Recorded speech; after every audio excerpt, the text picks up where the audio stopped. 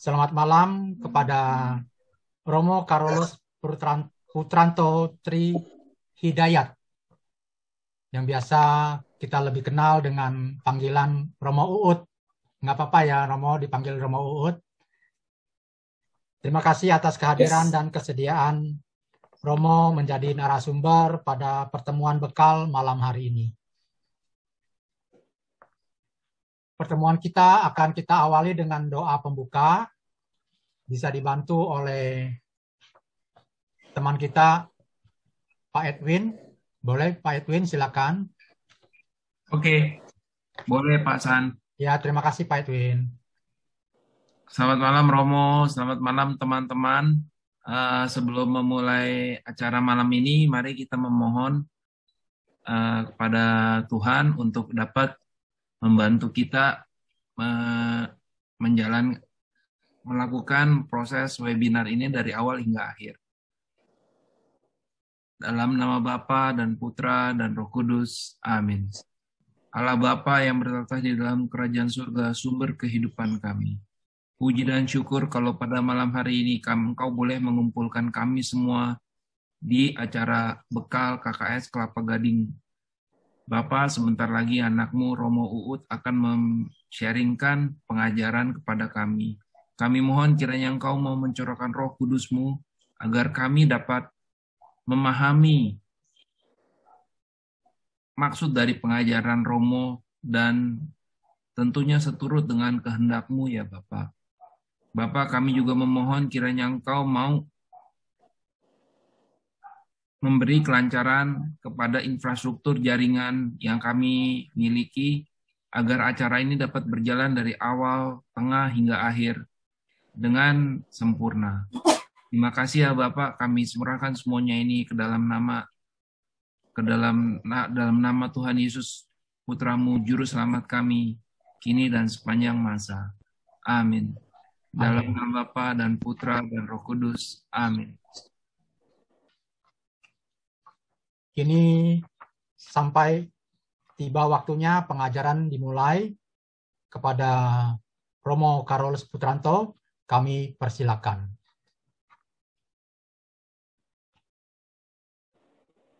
Baik, terima kasih Bapak Santoso. Selamat malam Bapak Ibu semuanya.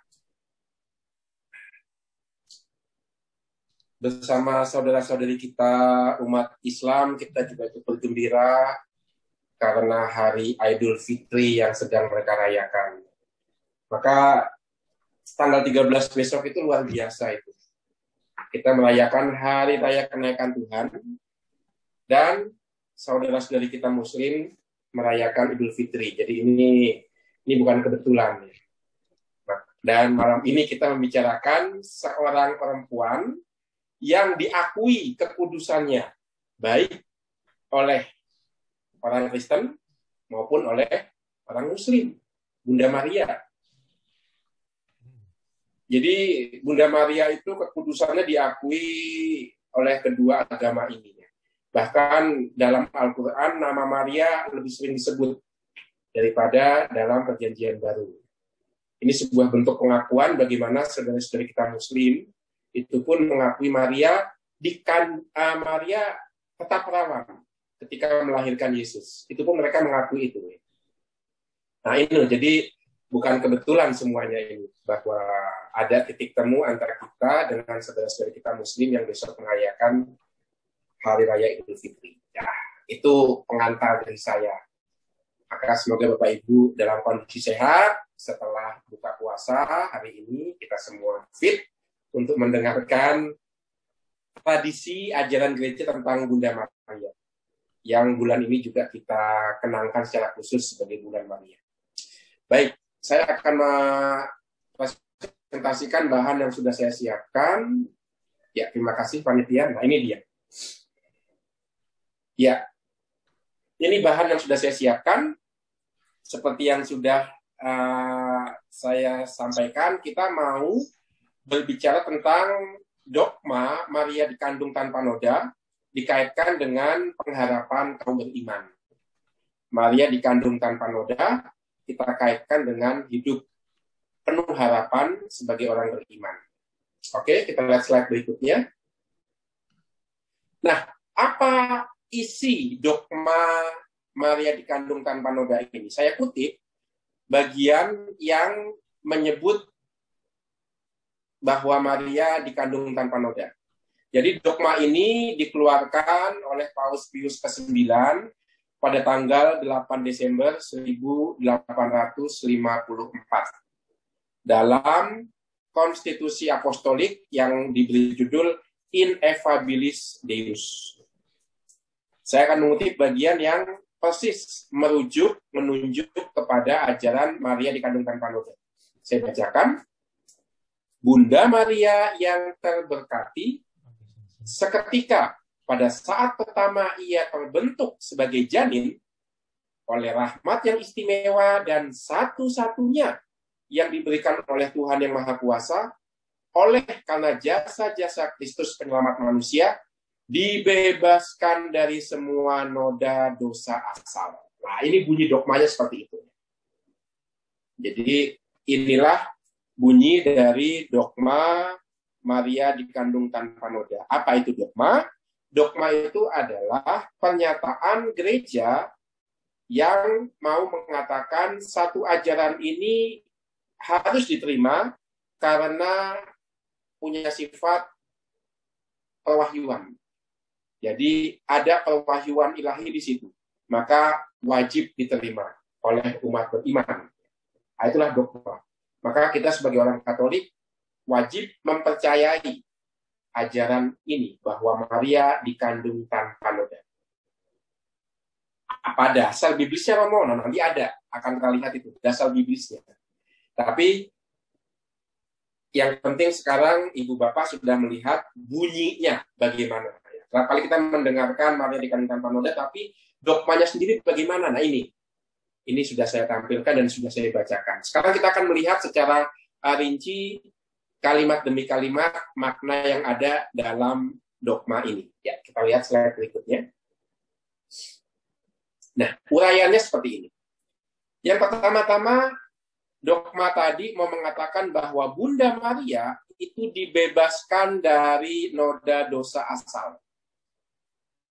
Dengan kata lain, Bunda Maria adalah buah pertama dari penebusan Yesus. Ingat, Bunda Maria dibebaskan dari noda dosa asal bukan karena kekuatannya sendiri, tetapi dalam relasinya dengan Yesus Kristus. Maka kalau dengan demikian, Maria adalah orang pertama yang mengalami penebusan Yesus, bahkan sebelum Yesus lahir. Nanti akan kita jelaskan di bagian tradisi bagaimana dijelaskan seperti itu. Kok Maria sudah menerima rahmat dibebaskan dari noda dosa asal bahkan sebelum Yesus lahir. Bagaimana? Itu nanti ada bagian. Tetapi dogma itu mengatakan Maria itu dibebaskan dari noda dosa asal dengan cara yang khas karena relasinya dengan Tuhan Yesus, yaitu putranya yang akan dia kandung. Itu yang pertama. Yang kedua, penghapusan noda dosa asal ini berkat jasa Yesus Kristus.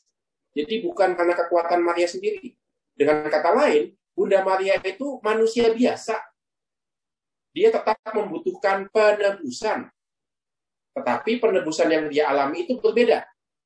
Nanti kita akan berjumpa dengan tokoh yang namanya Don Scotus yang menjelaskan bagaimana Bunda Maria ditebus sehingga ia dibebaskan dari noda dosa asal.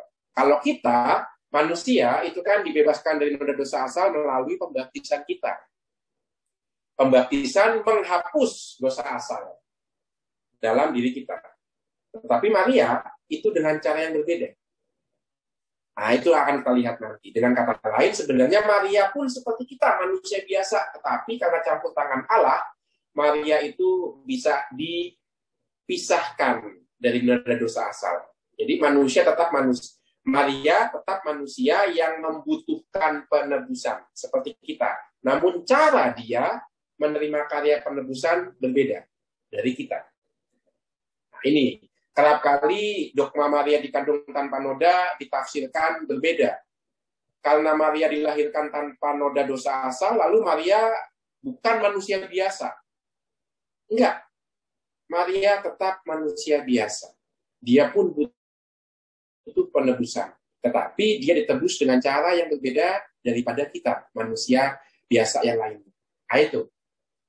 Lalu kemudian yang ketiga, Bunda Maria dengan demikian adalah satu-satunya manusia yang menerima karunia itu. Persis dikatakan dalam dogma tadi, satu-satunya. Tidak ada manusia lain. Abraham tidak. Musa tidak. Elia pun tidak, yang diangkat ke surga dengan jiwa raganya itu menurut kitab suci. Elia pun tidak. Enoch pun tidak. Maria satu-satunya yang menerima rahmat ini. Nah, itu yang ketiga. Lalu poin yang keempat, dengan demikian Maria menerima rahmat penebusan dari dosa asal ini sejak ia dikandung dalam rahim ibunya, yaitu Santa Ana. Sejak ia menjadi janin dalam rahim ibunya, Maria menerima karunia ini. Kalau mau ditanya sejak kapan Maria menerima karunia ini, sejak ia dikandung. Loh, Romo, bukannya kalau punya badan, itu kan berarti dia terikat dengan dosa Adam dan Hawa, Romo. Nah, itu juga akan kita lihat nanti. Jadi, kalau Bapak Ibu pengen tahu lebih lanjut, ada tokoh namanya Don Scotus, hidup sejaman dengan Thomas Aquinas, itu yang menjelaskan. Dia teolog pertama yang menjelaskan dan membela keyakinan bahwa Maria dikandung tanpa noda dosa. Dan tokoh ini akan kita lihat nanti. Nah, ini kurang lebih uraiannya dari dogma Maria dikandung tanpa noda. Yang penting poin-poinnya adalah dia dibebaskan dari noda dosa asal, dan dia itu manusia biasa seperti kita, tetapi dia menerima penebusan secara khas, dan Maria adalah satu-satunya manusia yang menerima model penebusan seperti itu, dan itu sudah ia terima sejak ia menjadi janin dalam rahim Santa Ana. Nah, ini poin-poin penting dari dogma tadi. Maria dikandung tanpa noda. Jadi Maria bukan malaikat, tetapi dia manusia biasa, maka dia pun membutuhkan penebusan. Yang membedakan dari kita adalah cara dia menerima penebusan itu berbeda dari kita. Dia menerimanya itu sudah sejak dikandung oleh Santa Ana ibunya, sementara kita melalui rahmat pembaptisan. Itu uraian dari ajaran dogma tadi. Sekarang kita mau melihat latar belakang biblisnya dulu. Oke? Lanjut ke slide berikutnya. Nah, dasar biblis dogma Bunda Maria dikandung tanpa noda dosa. Nah, ini kan KKS ya, kelompok kitab suci. Apa sih KKS singkatannya? Kerasulan kitab suci ya. Kerasulan kitab suci. Ya, kerasulan kitab suci nomor. Iya, kerasulan kitab suci. Saya agak bingung dengan KPKS. Nah, khusus pendidikan kitab suci ini KKS, kerasulan kitab suci, artinya KKS mau mewartakan rasa cinta akan kitab suci. Maka seperti yang diajarkan Konsili Vatikan kedua, apapun ajaran gereja harus berangkat dari kitab suci. Maka kita mau melihat dasar biblis dari ajaran dogma Maria dikandung tanpa noda ini. Ya, oke. Kita lihat slide berikutnya. Dasar biblisnya adalah ini. Rahim Maria dan tanah Firdaus. Jadi dasar biblisnya adalah yang pertama, bahwa Yesus itu adalah pengantara satu-satunya Allah dan manusia. Dan karena dia pengantara satu-satunya, dan dia adalah Allah, maka supaya dia bisa menjalankan tugasnya sebagai pengantara yang unggul, maka Yesus harus terpisah dari orang-orang berdosa. Nah, itu dia. Maka saya punya analoginya seperti ini. Gambarnya seperti ini. Dalam relasi kita sebagai manusia, kerap kali kita membutuhkan pengantara. Sebagai contoh, saya punya satu frater, namanya frater Daniel. Frater Daniel itu punya banyak kenalan. Saya juga heran. Itu kenalannya banyak banget. Dan kenalannya bukan manusia biasa. Artinya orang-orang yang selalu punya keahlian tertentu. Sebagai contoh, seminari kami membutuhkan misalnya akrilik gitu ya. Akrilik yang ya harganya miring lah. Father Daniel tahu, dia punya teman yang penjual akrilik. Lalu gara-gara melalui Father Daniel lah, seminari tinggi Wisma Cempaka bisa beli akrilik dengan harga miring. Contoh lainnya ketika kemarin latihan untuk tahbisan 5 imam baru yang diselenggarakan tanggal 8 Mei kemarin itu. Dalam Gladi Resik, kami membutuhkan makanan yang murah meriah. Meriah, enak, tapi murah. Lagi-lagi Father Daniel tahu tempatnya.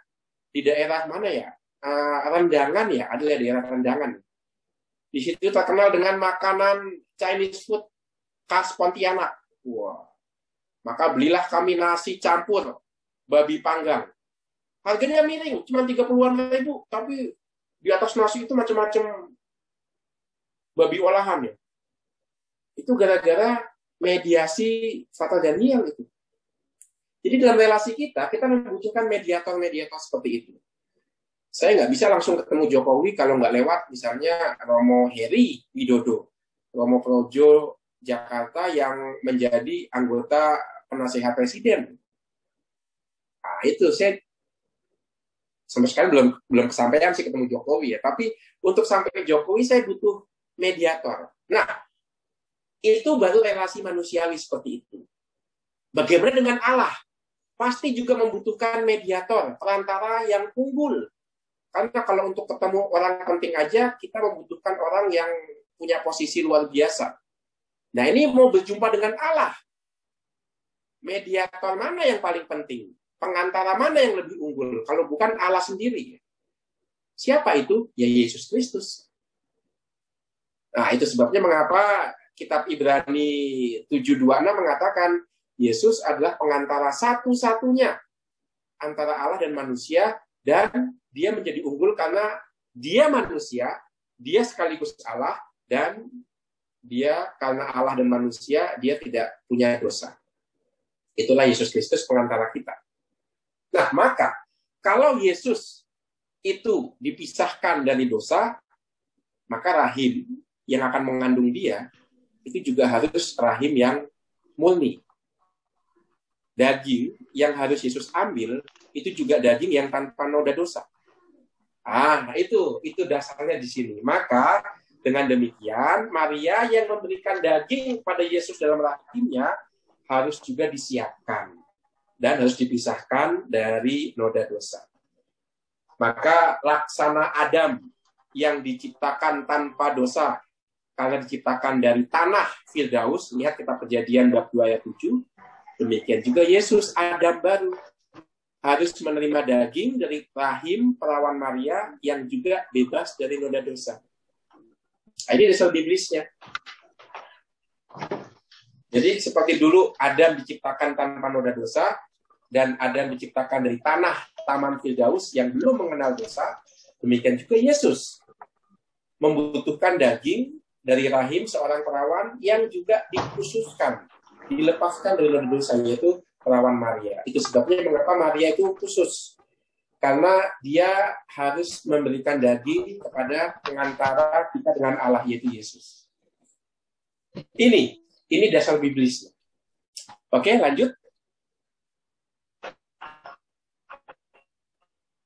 Dengan demikian, peran Maria sebagai bunda penebus yang membuat Allah mengaruniakan rahmat penghapusan noda dosa asal sejak Maria masih ada dalam rahim ibunya. Jadi bukan semata-mata karena hebatnya Maria, tidak. Tetapi karena peran Maria disiapkan untuk memberikan daging kepada Yesus penebus. Dan karena Yesus itu Allah, dia juga membutuhkan badan yang bisa menampung keilahiannya.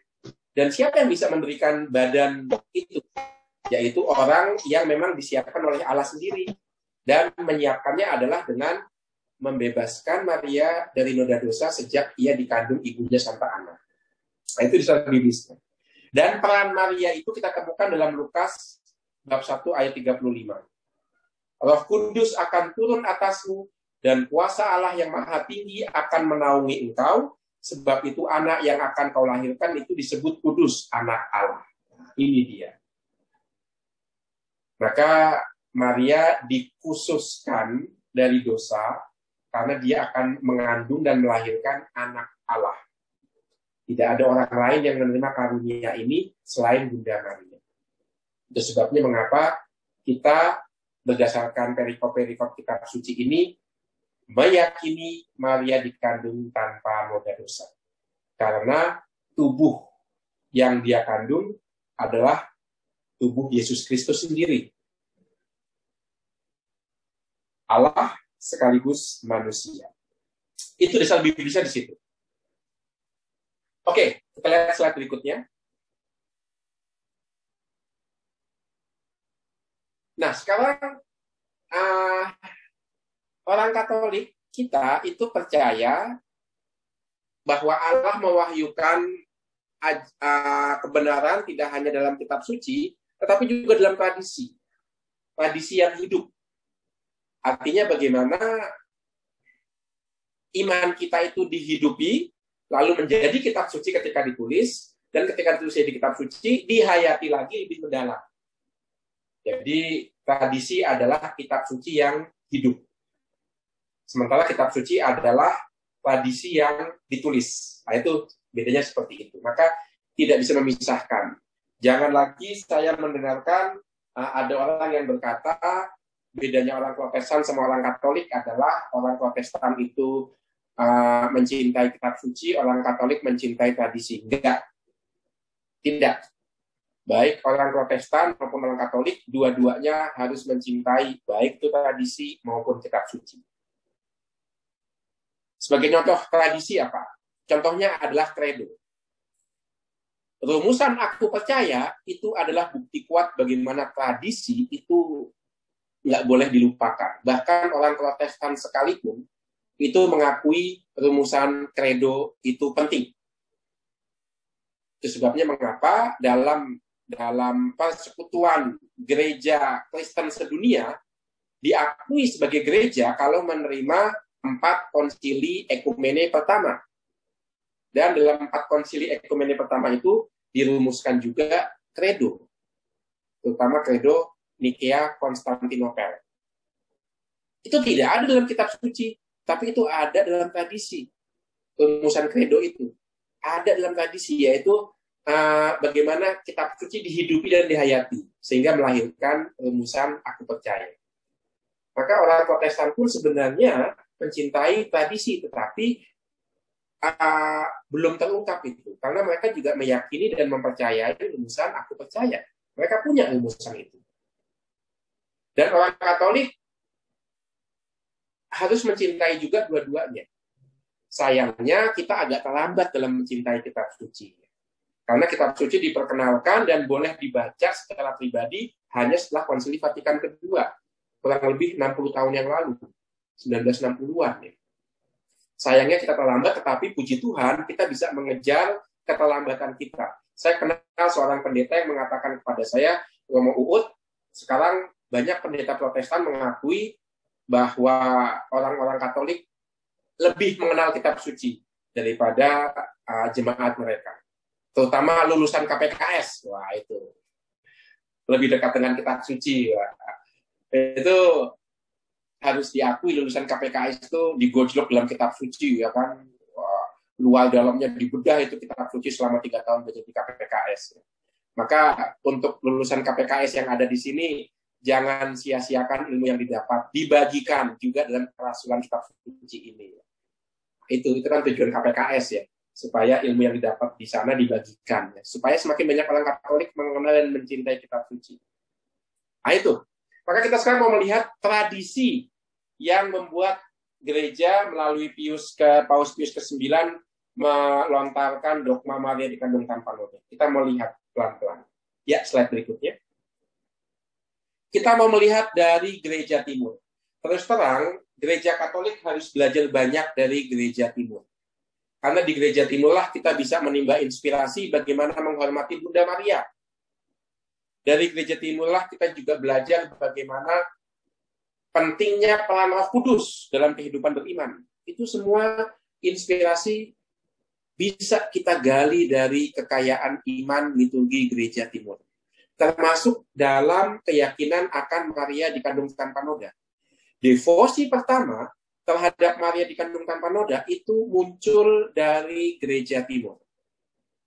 Para bapak gereja timur di abad keempat lah yang disinyalir menjadi tokoh pertama yang menyebarkan dan mengajarkan devosi kepada Maria dikandung tanpa noda. Jadi tidak ujuk-ujuk Pius ke-9 mengeluarkan dogma ini. Enggak. Bahkan sudah sejak abad keempat, yaitu tahun 300-an, orang di gereja timur sudah menghayati ini. Walaupun belum diungkapkan sebagai ajaran resmi, tapi mereka sudah menghayati dalam liturgi-liturgi mereka. Contohnya ada yang namanya Santo Basilius Agung. Dia menyebut Bunda Maria sebagai Hexaemeron.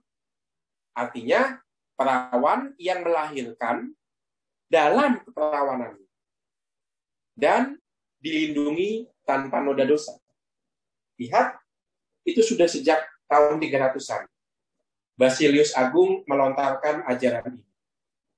Bunda Maria adalah perawan yang melahirkan dan tetap perawan, dan dia dilindungi dari noda dosa. Dia dilindungi tanpa noda. Nah, ini dari gereja timur itu. Maka salah kalau mengatakan dogma Maria dikandung tanpa noda itu ciptaan orang Katolik. Bukan ciptaan kita. Itu sudah diterima sebagai kebenaran ilahi dan sudah dihayati sejak awal. Paling tidak bentuk tertulisnya sudah kita temukan di abad ke-4. Ya, slide berikutnya sekarang kita lihat di gereja barat, gereja Latin, gereja Katolik kita. Nah, di barat itu Ambrosius, uskup agung Milan, itu menjadi mariolog gereja Latin pertama. Apa itu mariolog? Mariolog itu orang yang ahli tentang ajaran Maria. Dan Ambrosius itu menjadi orang pertama yang menekuni semua ajaran iman tentang Bunda Maria. Kita tahu Ambrosius ini uskup agung Milan yang menobatkan Santo Agustinus. Inilah Ambrosius ya. Dia dan kota Milan itu uskupan agung terbesar di dunia. Jadi selalu ada tahbisan di sana. Bahkan pernah satu masa di uskupan Milan itu kalau ada tahbisan imam itu harus dibatasi. Saking banyaknya panggilan. Pernah satu kali tahbisan itu 20, 25. Itu sekali tahbisan itu. Banyak banget. Maka bisa jadi seangkatan tahbisan nggak kenal karena saking banyaknya. Bisa sampai 2.000 imam di sana, saking banyaknya. Nah itu karena berkat jasa orang-orang kudus yang menjadi uskup agung di sana, seperti Ambrosius, begitu juga Santo Carolus Borromeus. Jadi ada banyak tokoh penting gereja lahir di keuskupan agung Milan. Contohnya Ambrosius, dan bukan tanpa alasan banyak katedral, yaitu tahta keuskupan, itu mengambil Maria sebagai pelindungnya. Untuk keuskupan agung Milan, katedralnya itu disebut Duomo. Dan dipersembahkan kepada Bunda Maria. Maka kalau sempat lihat fotonya Duomo itu kan katedral Milan, di puncaknya itu ada Bunda Maria. Nggak usah jauh-jauh, katedral Jakarta. Itu pun dipersembahkan kepada Bunda Maria. Maria diangkat ke surga. Dengan kata lain, penghormatan kepada Maria sudah lama. Sudah ada dan diyakini ini kebenaran ilahi.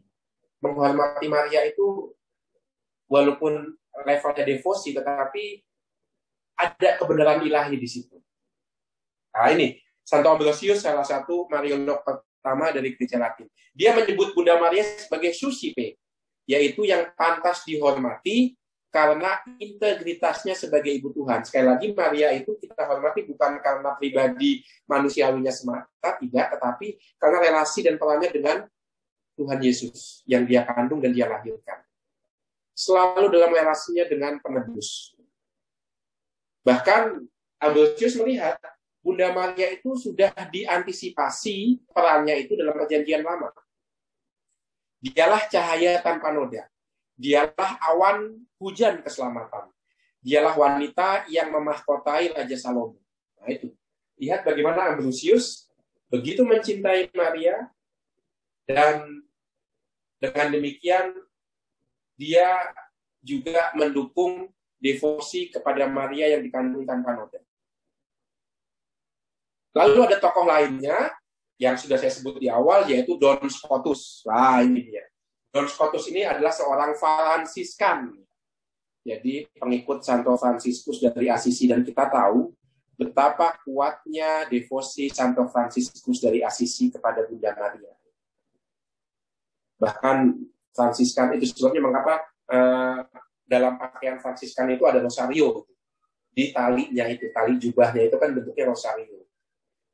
Nah itu, maka Don Scotus sebagai pengikut Fransiskus Assisi juga punya devosi yang kuat, dan dia mencoba membela secara intelektual, secara nalar, penghayatan akan Maria dikandung tanpa noda. Dia mengatakan demikian, bahwa Maria itu manusia biasa, tetapi dia ditebus dengan cara istimewa oleh Kristus. Bukan dengan menghapus dosa asal, tetapi dengan melindunginya dari noda dosa asal sejak awal dalam kandungan. Nah itu cara Don Scotus menjelaskan bagaimana Maria itu bisa dipahami, dia dikandung tanpa noda dosa asal. Dia manusia seperti kita, tetapi dia menerima penebusan dengan cara yang berbeda. Kalau kita itu ditebus dari dosa asal dengan cara dihapus, Maria tidak. Maria tidak pernah menerima noda dosa asal. Karena apa? Karena dia menerima penebusan bukan dihapus, tapi dilindungi. Inilah cara Maria menerima penebusan Yesus. Bukan dengan menghapus, tapi melindungi. Nah itu kekasihan Bunda Maria. Dia tidak pernah dihapus noda dosanya. Karena Maria tidak pernah menerima dosa asal. Tapi dia dilindungi. Nah ini yang membedakan Maria dari kita. Dia manusia biasa seperti kita, dan karena manusia biasa dia membutuhkan penebusan, tetapi cara dia ditebus itu berbeda.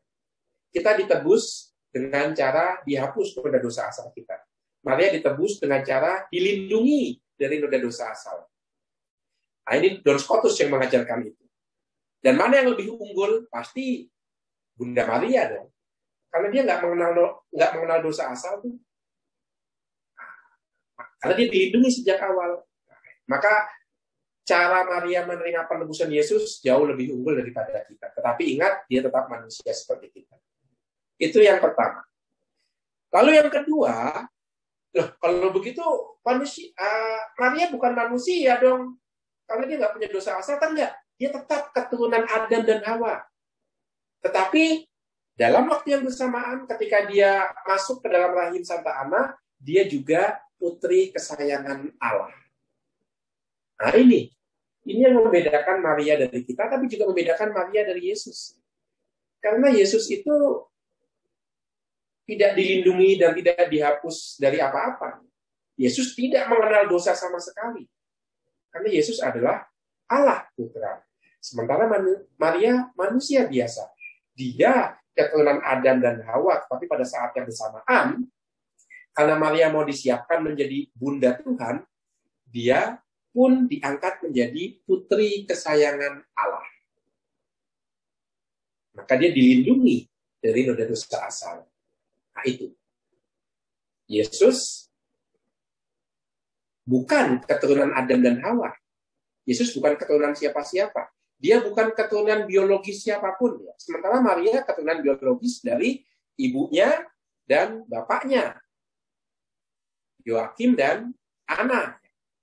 Sementara Yesus bukan keturunan biologis siapa-siapa. Dia langsung menerima kekuatan dari Roh Kudus yang menaungi Maria.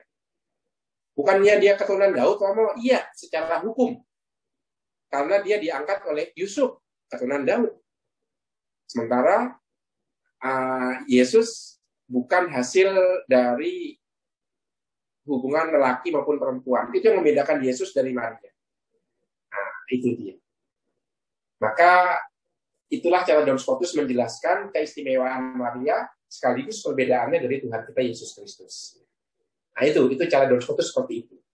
Bagaimana Maria ditebus dengan cara yang berbeda ketika kita ditebus. Maria ditebus yaitu dengan cara ia dilindungi dari dosa asal. Sementara kita ditebus dengan cara dosa asal kita dihapus. Itu. Dan Maria itu keturunan Adam Hawa. Dia keturunan manusia biasa. Sementara Yesus bukan keturunan manusia. Dia mengambil daging Maria. Seperti dulu Allah mengambil tanah dari Firdaus untuk menjadi manusia. Jadi bukan dari hubungan laki-laki dan perempuan. Tetapi Roh Kudus masuk ke rahim Maria dan mengambil daging untuk Allah Putra, Yesus. Nah, itu bedanya di situ. Maria dengan Yesus. Semoga ini menjadi lebih jelas dan kita masuk ke bagian akhir. Lalu apa hubungannya dengan kita yang hidup di saat ini? Dogma itu untuk kita apa? Apa yang membuat kita lalu bisa berharap dari dogma ini? Saya akan mengambil dari renungan Paus Fransiskus ketika mau menjelaskan doa Salam Maria. Ya, kita lihat slide berikutnya. Maria Bunda orang yang berharap. Ya, slide berikutnya. Jadi, setelah kita tahu Maria dikandung tanpa noda, karena dia disiapkan untuk mengandung dan melahirkan Yesus, maka kita sekarang mau melihat bahwa Maria itu dengan demikian mau mengandung dan melahirkan harapan. Karena Yesus adalah harapan kita. Maka dengan ya-nya Maria, sebenarnya Maria memberikan harapan di dunia yang sedang penuh dengan penderitaan. Maka kalau kita lihat doa Salam Maria, yang pertama itu kan salam malaikat kepada Bunda Maria. Dikatakan salam Maria penuh rahmat.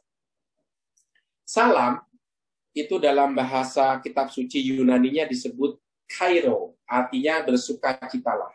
Jadi sebenarnya kalau mau diterjemahkan secara harafiah, salam Maria sebenarnya harus diterjemahkan bersukacitalah Maria. Itu. Jadi harusnya salam Maria itu terjemahannya bukan hanya salam Maria, tapi bersukacitalah Maria. Itu terjemahan harafiahnya. Tapi kemudian kita mengenalnya dengan salam Maria. Jadi salam Maria, bersukacitalah Maria itu sama. Rahmat itu artinya gratia, karis, yaitu cuma-cuma. Ya. Maka kita mengenal dalam bahasa Indonesia istilah gratis. Kalau Bapak Ibu masuk ke supermarket, itu ada banyak gratis ini, beli satu, gratis dua. Ya. Gratis itu dari bahasa Latin, gratia, artinya cuma-cuma. Maka Maria penuh rahmat, artinya Maria menerima anugerah yang bukan karena jasanya, bukan karena kehebatannya, tapi pemberian Allah secara cuma-cuma. Dan Maria menerima itu. Jadi Maria dikandung tanpa noda itu bukan jasa Maria, tetapi karena rahmat Allah. Karena pemberian Allah yang cuma-cuma. Karena Allah memilih dia untuk menerima anugerah sebesar itu. Itu artinya penuh rahmat. Maria dipilih Allah untuk menerima anugerah yang besar, termasuk di dalamnya anugerah dilindungi dari dosa asal, bukan karena hebatnya Maria, tapi karena pilihan bebas Allah sendiri. Dan hati-hati, kalau kita menerima rahmat, kita juga menerima tugas. Demikian juga Maria. Kalau Maria itu penuh rahmat, termasuk rahmat dilindungi dari dosa asal, dia juga menerima tugas. Dan tugasnya luar biasa berat. Mengandung, melahirkan, mendidik, mendampingi Yesus, Tuhan kita. Sedemikian beratnya tugas itu sampai Simeon mengatakan, engkau akan ditembusi pedang. Jiwamu akan ditembus pedang. Bayangkan, seberat itu tugas yang harus diterima Maria sebagai Bunda Tuhan. Nah, ini membangkitkan kita harapan untuk tidak takut di hadapan tugas. Karena kita punya teladan, yaitu Bunda Maria. Amin Maria, ya Maria, itu hendaknya juga menjadi amin kita. Dan kita menerima kekuatan itu kalau kita ingat doa ini. Malaikat mengatakan, bersukacitalah Maria, karena engkau penuh rahmat dari Tuhan. Dan rahmat mengandung tugas. Menjadi lebih jelas kalau kita lihat slide berikutnya. Tuhan sertamu. Apa artinya Tuhan sertamu? Menurut Paus Fransiskus, Tuhan sertamu itu punya 3 arti. Yang pertama, Tuhan sertamu artinya siap-siaplah menerima kejutan. Kalau Tuhan menyertai kita, hidup kita akan banyak kejutan. Karena Tuhan itu tidak membosankan. Tuhan itu pencipta. Dalam bahasa Latin, pencipta itu kreator. Maka dia itu selalu penuh daya cipta. Dia selalu penuh kreativitas. Maka kreativitas itu kan dari kata kreator, creation, daya cipta. Maka kalau Tuhan menyertai kita, siap-siaplah selalu menerima kejutan-kejutan daya cipta dari Allah. Maria menerima itu sebagai contoh. Dia akan mengandung tanpa berhubungan dengan laki-laki manapun. Itu kan kejutan luar biasa. Dan Maria kaget dengan hal itu. Dan akhirnya dia mengatakan, ya sudah, aku ini hamba Tuhan. Nah itu. Kejutan lainnya ketika Yesus hilang umur 12 tahun. Ya kan?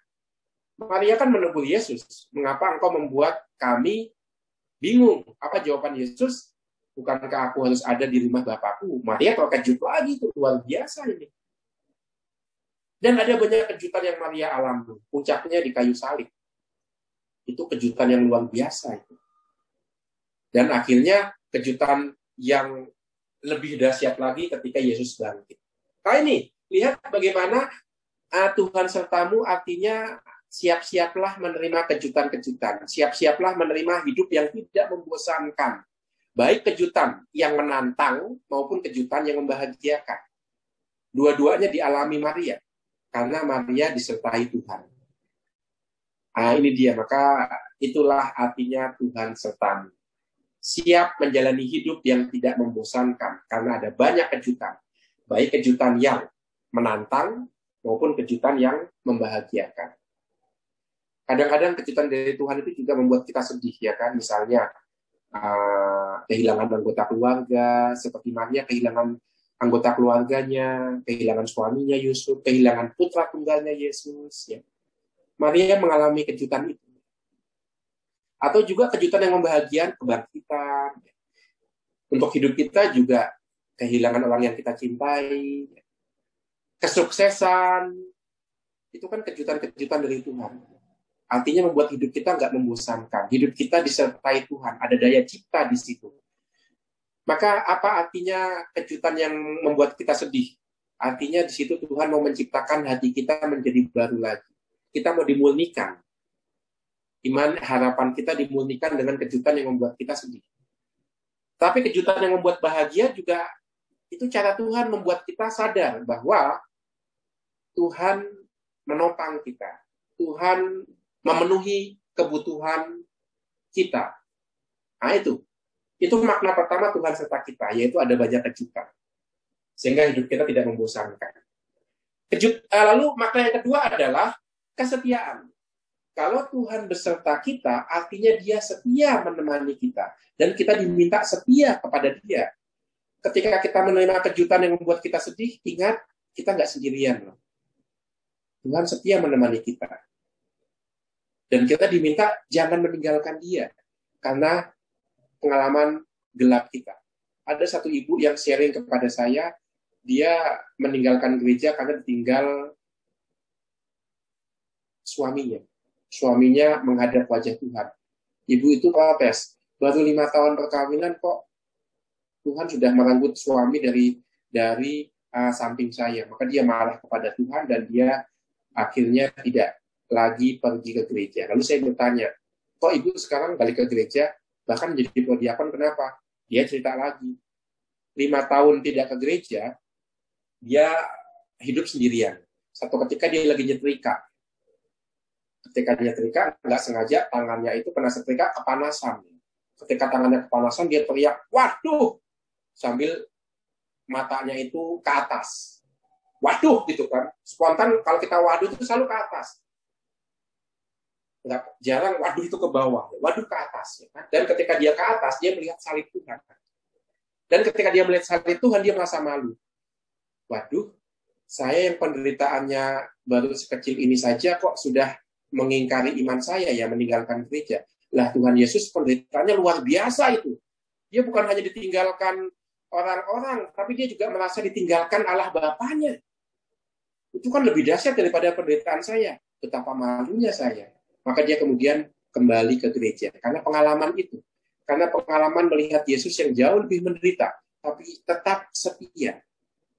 Nah ini, maka Tuhan beserta kita artinya dia setia menyertai kita dan mengundang kita untuk menanggapi kesetiaan itu dengan kesetiaan juga. Itu arti yang kedua. Arti yang ketiga, kekuatan. Wah, ini dia.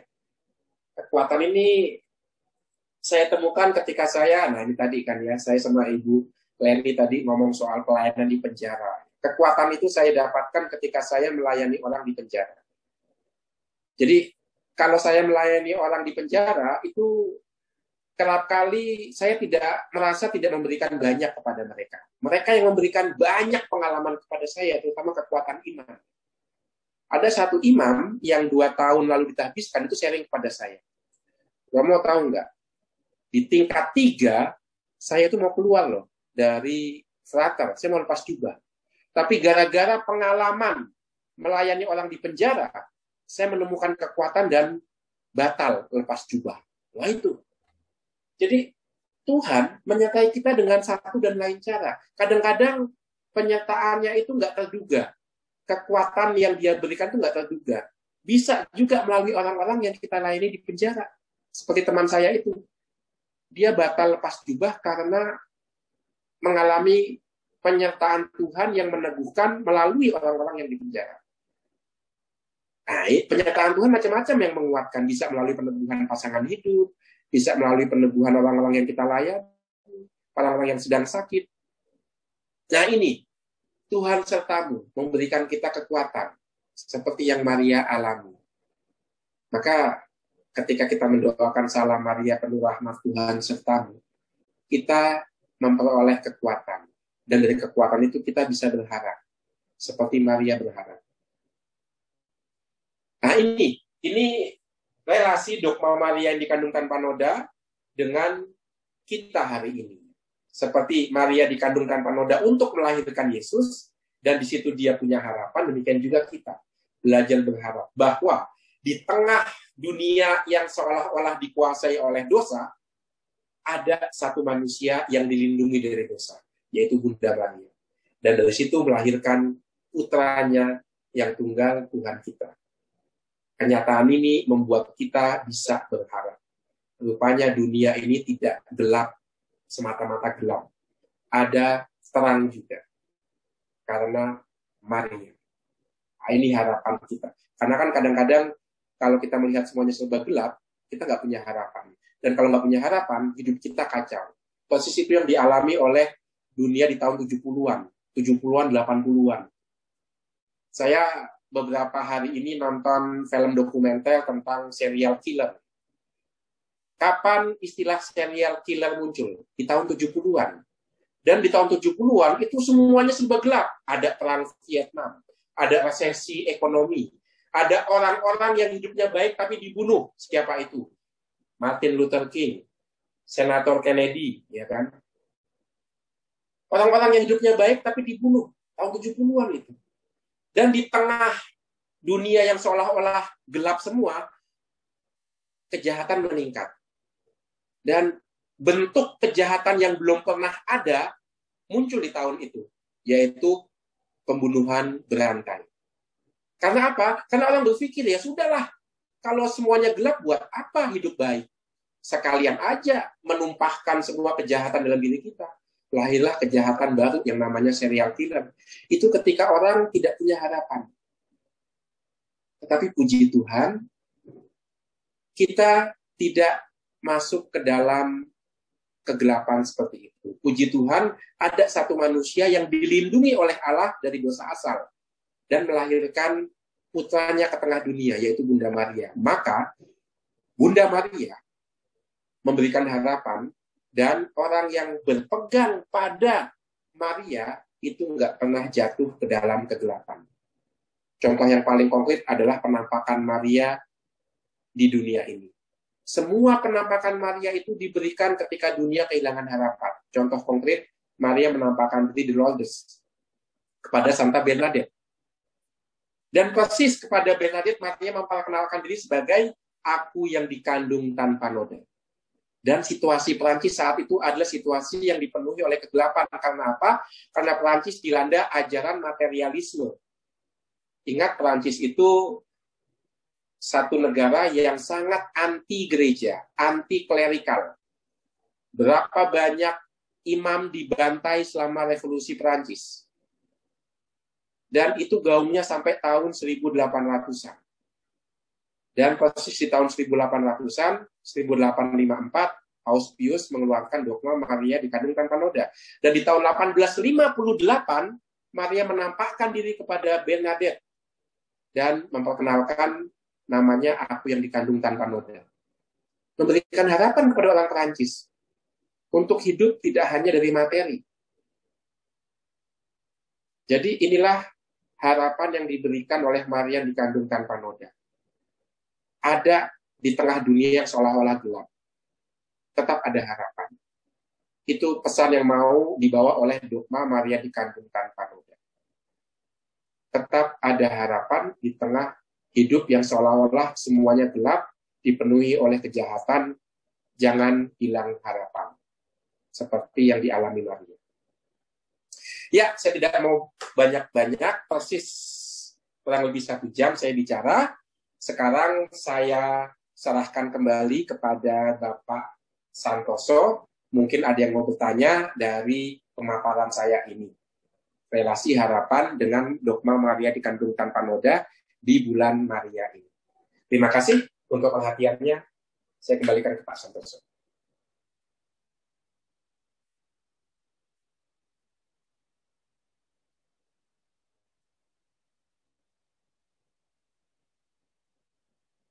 Pak Santoso masih di mute. Terima kasih Romo Uut yang telah memberikan pencerahan kepada kami semua. Sangat bermanfaat sekali. Kebetulan bulan Maria pada saat ini di lingkungan-lingkungan umat-umat sedang giat-giatnya doa rosario. Semoga dengan pemaparan dan pengajaran ini umat semakin memahami dan menghayati dengan sungguh ketika doa rosario. Bagaimana kita seharusnya berdoa dengan perantaraan Bunda Maria kepada Tuhan kita Yesus Kristus. Sampai kita pada sesi tanya jawab. Saya akan periksa di chat Romo.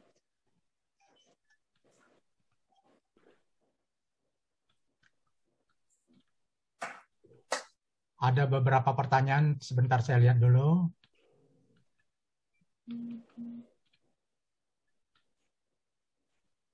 Ada satu pertanyaan Romo dari saudari Cindy. Kata Romo, Bunda Maria jadi seperti tanpa noda karena Yesus. Sedangkan Yesus saja baru dilahirkan oleh Maria. Nah itu bagaimana bisa jadi? Karena Yesus ya. Jadi itu bagaimana ya Romo? Kok Bunda Maria bisa tanpa noda karena Yesus? Sedangkan Maria saat itu kan belum melahirkan Yesus sendiri. Mungkin begitu maksudnya pertanyaannya Romo. Oke. Iya, terima kasih. Tadi kita sudah lihat ajaran Don Scotus ya. Jadi begini. Yesus kita kenal sebagai Allah Putra. Artinya ada momen di mana Yesus belum menjadi manusia. Pada momen itu, Yesus seperti Allah Bapa dan Allah Roh Kudus, bentuknya adalah roh. Dia adalah daya dia adalah kekuatan. Karena dalam kitab suci dikatakan roh itu kuat. Jadi ada satu momen di mana Yesus itu masih menjadi yang disebut dalam Injil Yohanes sebagai firman. Dia adalah roh. Kalau kita ingat, kitab Yohanes kan dibuka pada mulanya adalah firman, dan firman itu berada dekat dengan Allah, dan firman itu adalah Allah. Maka pada mulanya Yesus itu firman. Nah, sebagai firman, sudah direncanakan sejak awal, firman ingin menjadi daging. Dan untuk firman menjadi daging dibutuhkan kerjasama dengan sosok manusia perempuan yang bisa memberikan daging kepada firman. Maka sudah sejak awal Allah menyiapkan Maria untuk menjadi bunda Tuhan. Maka firman yang belum menjadi manusia ini bersama dengan Allah Bapa dan Allah Roh Kudus itu melindungi sosok Maria ini yang nantinya akan menjadi janin dalam rahim Santa Ana.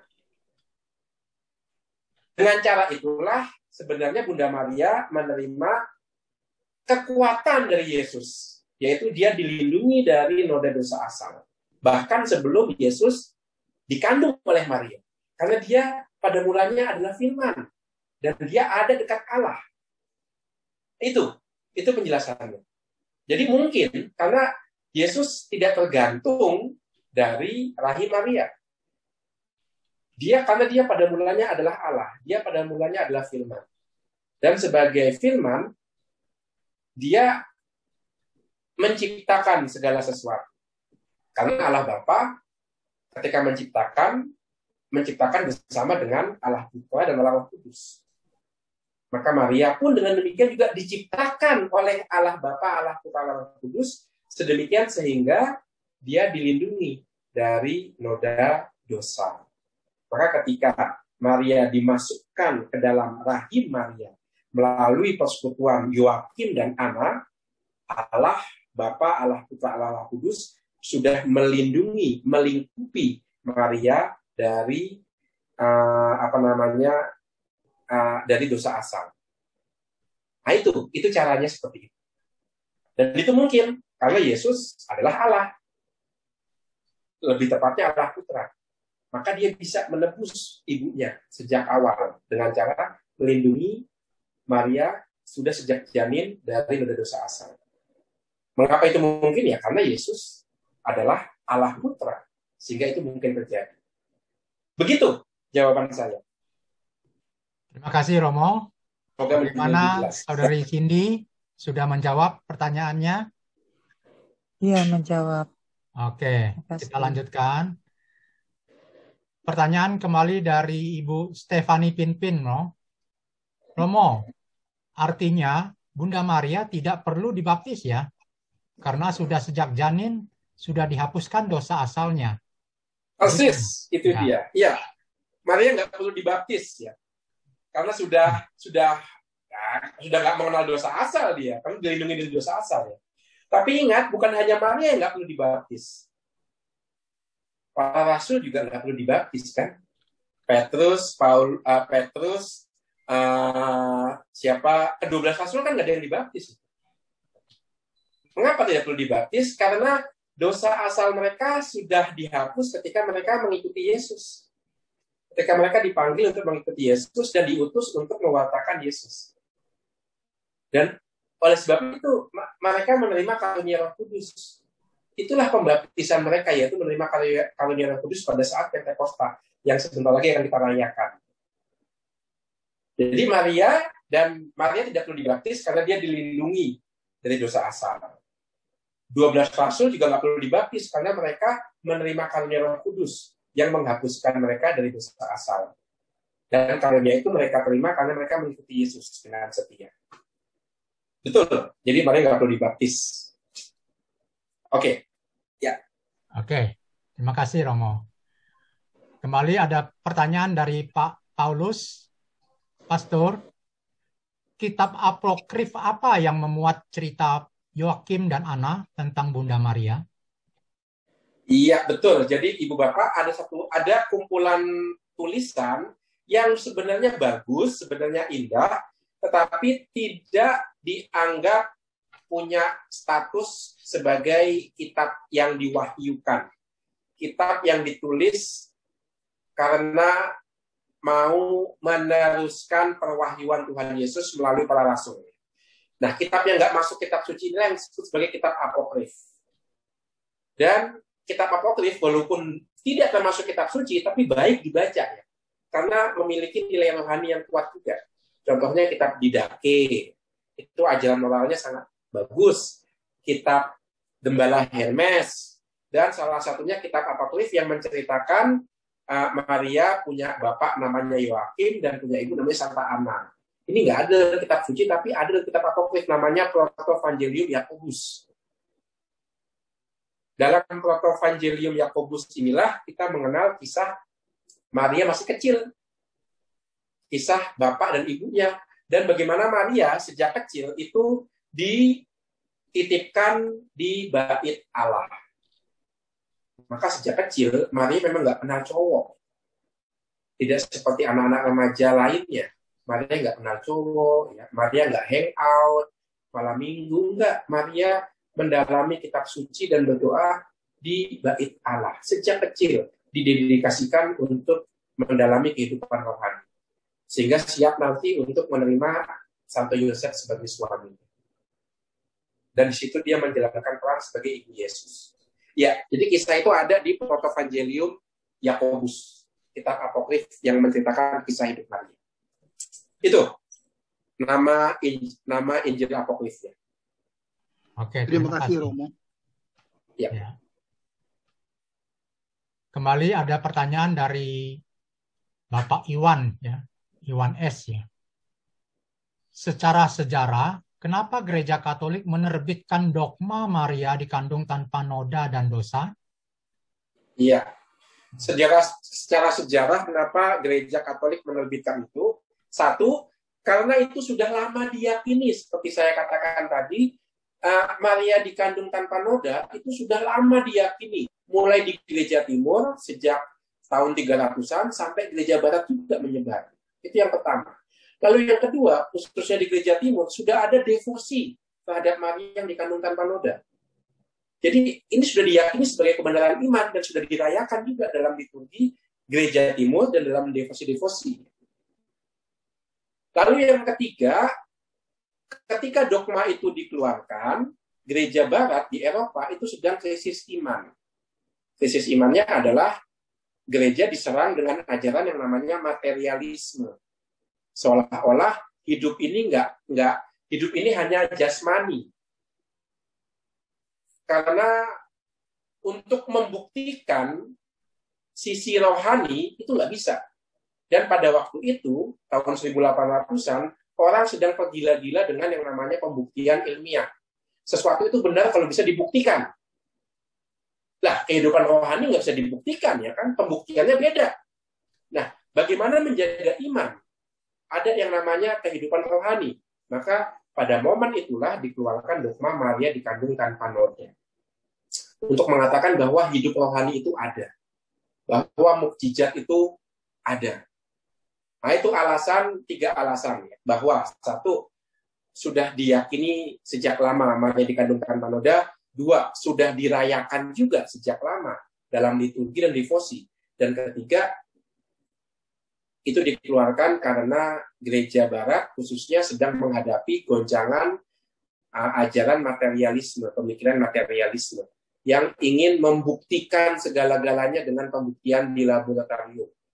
Hidup tidak hanya dibuktikan dengan laboratorium. Bagaimana membuktikan cinta di laboratorium? Nggak ada, kan?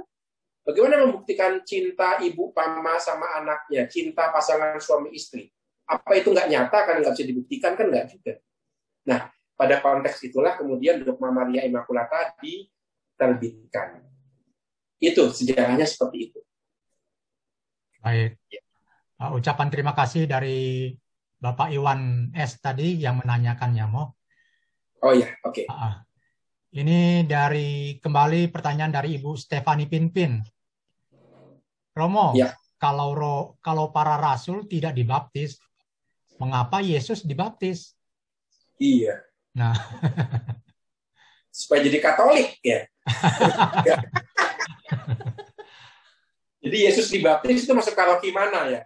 Kalau dibaptis oleh Yohanes ya masuk paroki Santo Yohanes Don Bosco, Sunter itu bukan Mata Gading. Ya, kenapa Yesus dibaptis? Jawabannya ada dalam Injil ya. Jadi kita tahu Yohanes Pembaptis itu kan membaptis untuk penghapusan dosa. Karena ingat zaman Yohanes itu adalah zaman kekacauan juga seperti tahun 70-an seperti yang saya kisahkan itu ya. Jadi Yohanes juga hidup di tengah kekacauan. Karena sekarang orang Yahudi mesti hidup menurut tuntunan yang mana nih? Mau mengikuti hukum Taurat, tapi hukum Taurat ternyata sudah dilanggar oleh banyak orang Yahudi sendiri yang mau ikut gaya hidup orang Roma. Ingat ketika Yesus hidup dan ketika Yohanes Pembaptis membaptis orang di Sungai Yordan, tanah Palestina, bangsa Israel dijajah oleh kekaisaran Roma melalui Pontius Pilatus. Dan Pontius Pilatus itu begitu sadis, begitu kejam. Dia begitu menghina agama Yahudi. Maka dalam penghinaan seperti itu, orang Yahudi bertanya, bagaimana mungkin kami menjalani Taurat? Karena kalau menjalani Taurat dengan taat, itu konsekuensinya berhadapan dengan orang Romawi itu. Contoh sederhana saja. Orang Yahudi nggak boleh punya pemimpin agama yang melebihi Pontius Pilatus. Orang pemimpin agama Yahudi itu di bawah Pontius Pilatus. Berarti kan hukum Taurat di bawah hukum sipil Romawi. Maka orang Yahudi bingung ini. Maka daripada bingung ya udahlah hidup seenaknya tanpa aturan. Persis itu yang ada ketika Yohanes Pembaptis menyerukan bertobatlah. Maka Yohanes Pembaptis mengatakan bertobatlah, hiduplah dengan baik.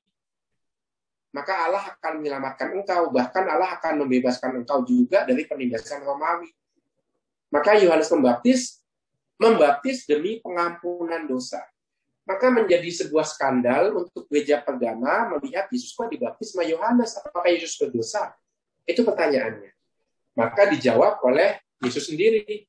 Aku dibaptis supaya kehendak Allah terlaksana. Itu alasannya mengapa Yesus dibaptis. Untuk melaksanakan kehendak Allah. Loh, kok para rasul nggak dibaptis? Karena mereka sudah melaksanakan kehendak Allah dengan mengikuti Yesus. Kok Maria nggak dibaptis? Ya Maria melaksanakan kehendak Allah dengan mengatakan aku ini hamba Tuhan, terjadilah padaku menurut perkataanmu. Jadi itulah Yesus, Maria, para rasul punya cara yang berbeda melaksanakan kehendak Allah. Yesus salah satu cara melaksanakan kehendak Allah dialah dengan membiarkan dirinya dibaptis. Itu. Jadi yang paling penting di sini adalah melaksanakan kehendak Allah. Itu jawaban saya. Baik, terima kasih Romo.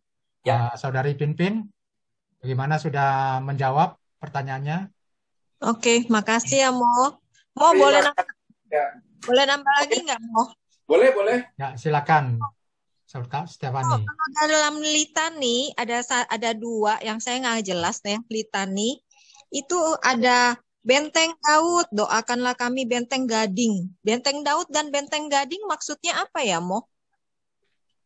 Iya, Benteng Daud dan Benteng Gading. Wah, ini sebenarnya saya nggak tahu secara tepatnya bagaimana ya.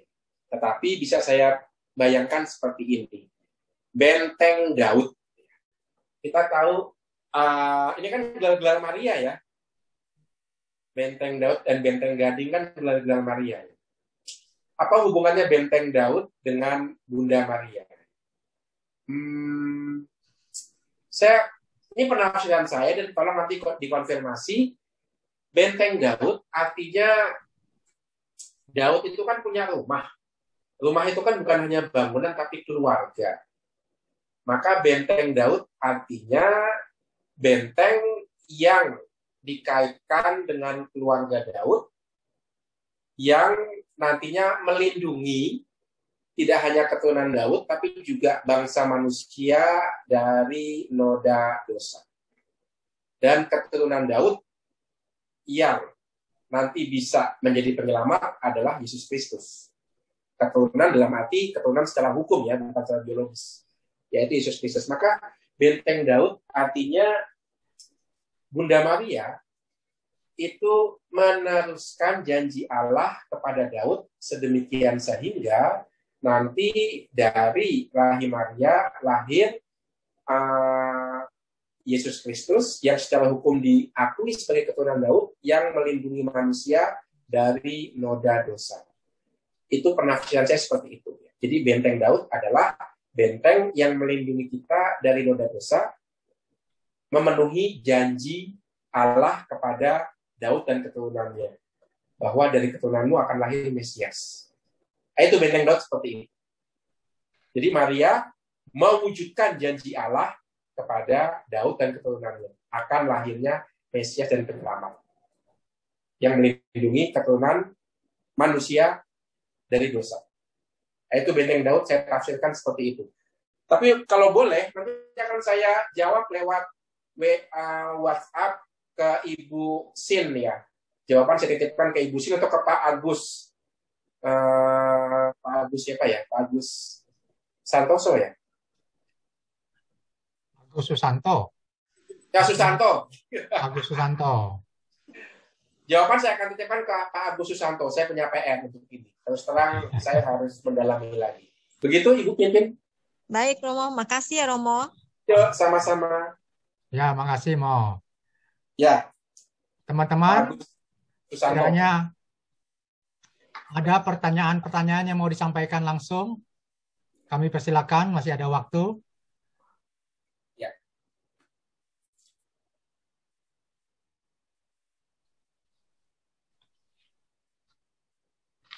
Bagaimana teman-teman? Tampaknya sudah mantap ini. Sudah menghayati kehadiran Maria. Ya, Itu ketika ada saya Bapak Eko Sanjaya itu. ya, ketika saya mengikuti tadi pemaparan dari Romo, saya terbersit juga pertanyaan-pertanyaan yang tadi disampaikan oleh Ibu Cindy atau Bu Stefani ya, tentang bagaimana Bunda Maria bisa dikandung tanpa dosa gitu kan. Ya. Karena kita lihat juga bagaimana kisahnya orang tua Bunda Maria, Yoakim dan Hana. Pastinya kan kalau menurut pemahaman dosa asal, semestinya orang tua Bunda Maria juga terkait dengan dosa asal itu ya.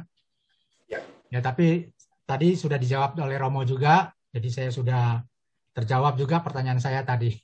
Terima kasih Mo. Mungkin ada pertanyaan lain dari teman-teman sekalian. Ya, berkaitan dengan bulan Maria ini, kita doa rosario bersama di lingkungan, mungkin supaya doa-doa kita bisa kita lebih hayati dengan cara yang benar, begitu.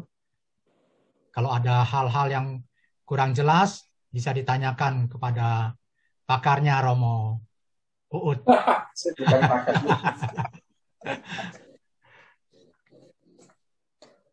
Silakan Ibu Bapak. Romo mau nanya, Ya. Ya. ada buku yang tersebar, itu namanya Kota Mistik Allah, The Mystic City of God. Nah, apakah itu juga bahas soal Maria, perjalanannya juga dari dia kecil segala macam, itu termasuk kitab apokrifa dan kitab-kitab lain nggak sih, Romo? Terima kasih. Iya. Terima kasih untuk pertanyaannya. Saya belum membaca buku itu. Disebut kitab apokrif kalau itu kuno ya. Kalau itu berasal dari tahun abad kedua, abad ketiga gitu ya. Misalnya tahun 100, tahun 200-an. Jadi kitab apokrif itu ditulis kurang lebih bersamaan dengan waktunya penulisan kitab suci. Tapi walaupun ditulis sudah sangat kuno, tapi tidak diterima oleh komunitas murid-murid Yesus, gereja perdana sebagai bagian dari kitab suci.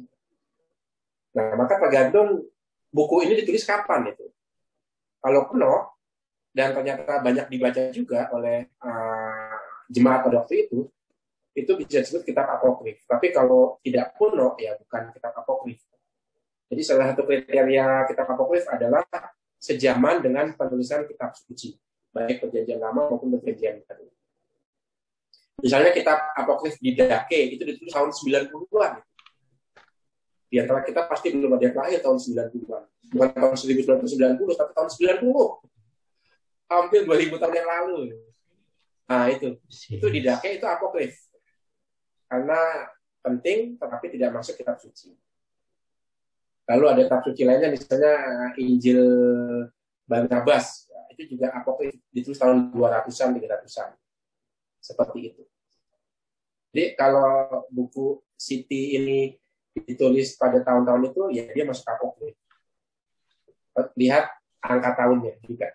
Begitu, Ibu? Baik, terima kasih. Ya, Oke. terima kasih. Mungkin masih ada pertanyaan yang lain, silakan.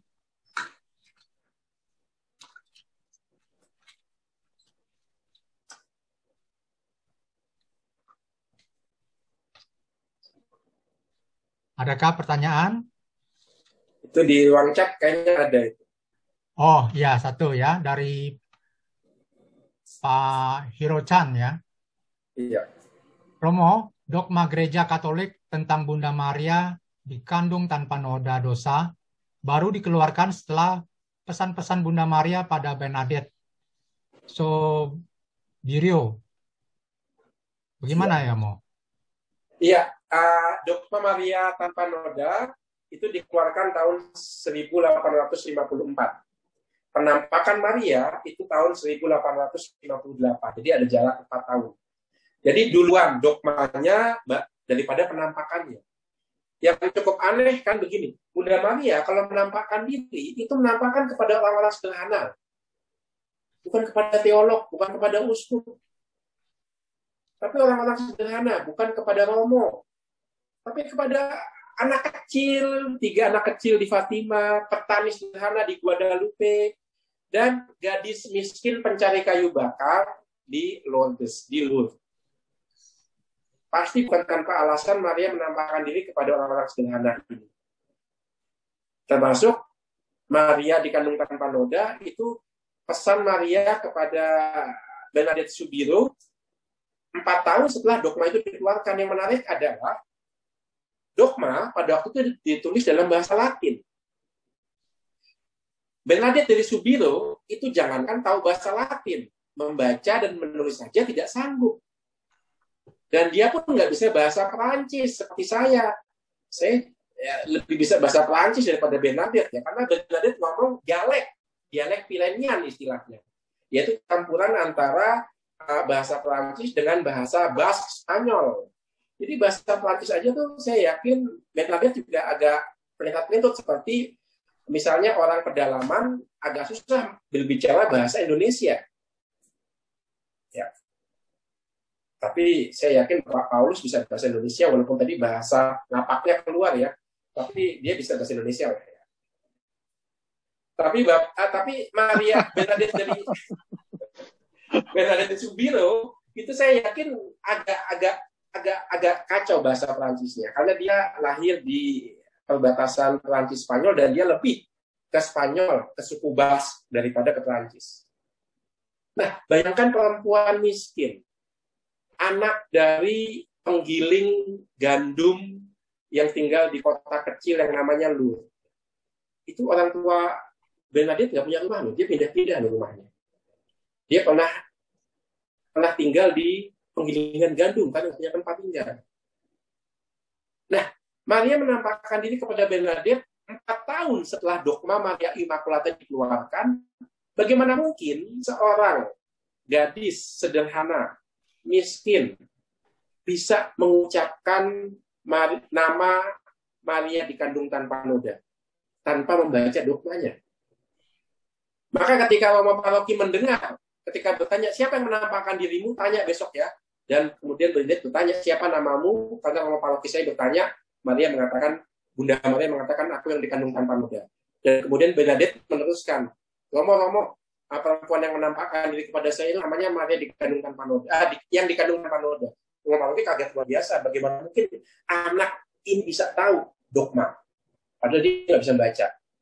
Itu kekagetan dan kekaguman Romo Paroki. Yang menarik apa? Yang menarik adalah dalam setiap peristiwa penampakan Bunda Maria, hierarki itu nggak serta-merta ramah sikapnya. Romo paroki, uskup itu sempat melarang Bernadette untuk mengatakan, menceritakan itu. Demikian juga di Fatima, demikian juga di Guadalupe. Jadi uskup Romo itu justru belakangan percayanya, tapi umat awam yang duluan. Nah, itu ciri khas dari penampakan Maria begitu. Romo-romo itu ketinggalan. Nah, itu anehnya seperti itu. Dengan kata lain, sebenarnya penampakan Maria mau mengatakan, hai umat awam, kamu bukan warga kelas 2 dalam gereja. Uskup, imam, diakon, biarawan, biarawati bukan warga kelas 1 dalam gereja. Baik awam maupun hierarki, biarawan, biarawati itu sekelas, sama. Karena baptisannya. Fungsi aja yang membuat mereka kemudian punya status khusus, fungsinya dan fungsinya adalah pelayanan.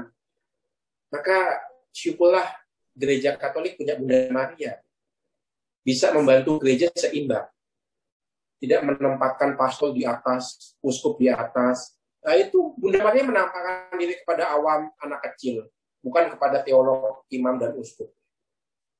Nah, itu sebenarnya dengan kata lain mengingatkan para imam juga, jangan sombong tentang jadi imam, karena kita ditahbiskan bukan untuk dilayani, tapi untuk melayani. Itu sebabnya kenapa Maria juga bunda para imam. Mengingatkan bahwa imam itu statusnya tidak punya jabatan imam, tapi punya fungsi pelayanan. Begitu jawaban saya. Jadi penampakan Maria kepada Bernadette Subiru itu 4 tahun setelah dogmanya dikeluarkan. Walaupun tidak semua imam pasti membaca dogma itu. Tapi Bernadette sampai mendapatkan pesan itu. Ini intermezzo aja. Santa Bernadette itu cantik luar biasa loh. Wih, emang tahu mau. Tahu lah. Saya kan pernah melihat jenazahnya yang utuh itu kan. Di Nevers itu ya. Saya melihat dia pendek, dia cantik. Dan dia sudah punya pacar sebenarnya, namanya Antoine. Tapi sekali lagi uskup mengatakan kamu lebih baik tinggal di biara. Aduh, uskup memisahkan kisah cinta dua sejoli gitu kan. Ya, tapi tidak apa-apa lah.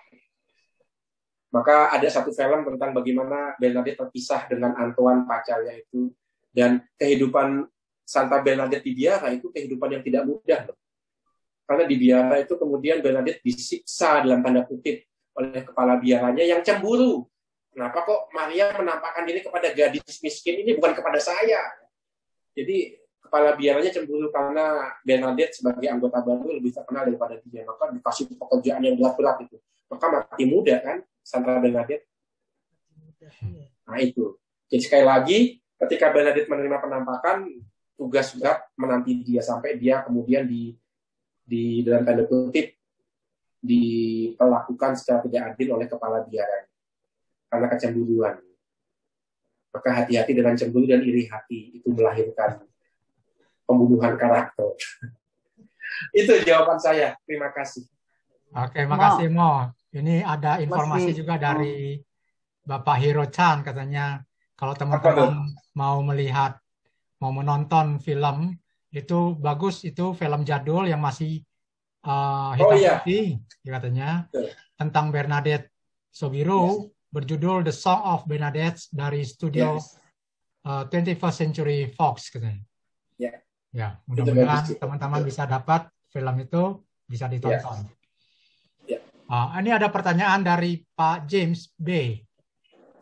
Romo, mengapa saudara sebelah kita itu Protestan tidak mengakui dogma Maria?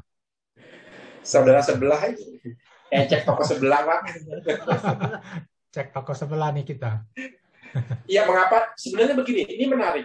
Karena apa? Karena pada mulanya penggerak reformasi yaitu Martin Luther itu cinta berat sama Bunda Maria.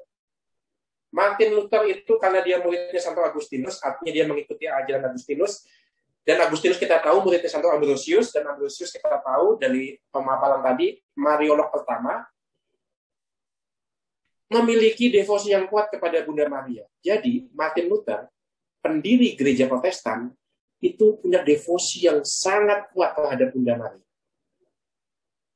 Pertanyaannya kenapa kemudian gereja Protestan setelah Martin Luther kok nggak menghormati Maria? Karena mau beda. Saking dalam konteks zaman dulu ya, saking kuat konflik Protestan dengan gereja Katolik sehingga pokoknya nggak itu. Pokoknya yang menjadi ciri khas Katolik kita tinggalkan. Tradisi kita tinggalkan demi kitab suci, termasuk sakramen-sakramen kita tinggalkan. Termasuk devosi kepada Maria ditinggalkan. Alasannya itu. Lebih karena supaya beda dengan Katolik. Puji Tuhan sekarang kondisinya agak berbeda. Saya berani mengatakan begitu karena beberapa bulan yang lalu saya dipercaya mengajar tandem di sekolah tinggi Katolik. Di sekolah tinggi teologi Protestan tertua di Indonesia, yaitu STT di Proklamasi. Saya diminta mengajar tentang iman, wahyu, dan kitab suci bersama seorang pendeta yang menikah dengan seorang Katolik. Dan pendeta ini punya rasa cinta yang kuat dengan Bunda Maria. Dan dia mencoba memperlihatkan bahwa devosi kepada Maria tidak bertentangan dengan ajaran Luther, pendiri Protestantisme. Jadi Ibu Bapak, sekarang kondisinya jauh lebih mudah kita terima. Kalau Bapak Ibu lihat misalnya di masa Prapaskah kemarin, ada banyak gereja Protestan pun mengikuti kita, ya kan? Artinya mereka merangkul kembali tradisi masa Prapaskah. Mereka kembali merangkul tradisi Pekan Suci. Mereka juga merangkul tradisi Trihari Suci. Tradisi yang sebenarnya sudah lama dijalankan, tapi karena harus berbeda dengan Katolik, itu mereka tinggalkan. Tapi pelan-pelan sekarang mereka menggunakan itu lagi. Bahkan seorang pendeta yang namanya Gilbert pun pakai stola kasula. Ya kan, di YouTube kan, pimpin ibadat di gereja Protestan pakai stola kasula. Dari mana datangnya? Karena pengen lagi memakai tradisi gereja Katolik. Jadi kita ada saya mengatakan, di satu suasana ekumenis yang begitu kuat, di mana dialog lebih memungkinkan. Dan saya yakin, kalau kita bisa memaparkan penghayatan yang benar akan Maria di gereja Katolik, para Protestan pun akan kembali menghormati Maria. Saya yakin itu.